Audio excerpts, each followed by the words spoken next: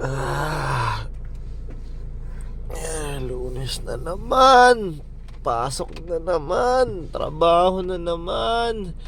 Natural! Malamang! Magtatrabaho tayo. Kailangan nating kumilos at kailangan mo nang bumangon ngayon dyan, ha? Kasi kailangan nating kumita ng kwarta, ha? Dahil marami tayong mga bayarin. Bayarin sa kuryente, bayarin sa tubig, bayarin sa internet, pambigay sa mga asawa natin, panggastusin sa kung saan-saan. Kaya kailangan mong bumangon. Hindi pa tayo mayaman. Wala pa tayong maraming pira. Tignan mo yung wallet mo ngayon. Tignan mo.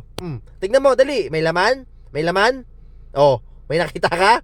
Nakakaawa, di ba? Walang laman. Tapos sasabihin mo, Lunes na naman, trabaho na naman, pasok na naman. Lumang ID mo lang ang laman yan, ha? Kaya ngayon, huwag kang magre-reklamo, ha? Bumangon ka, kapatid. Bumangon ka. Ano, yung home credit tumatawag na sa'yo. Sagutin mo. Sabi mo, nasa work ka. Kaya mo yan, kapatid. Tuloy-tuloy lang sa buhay. Trabaho lang. Mag-ipon. Magnegosyo. Bahala na.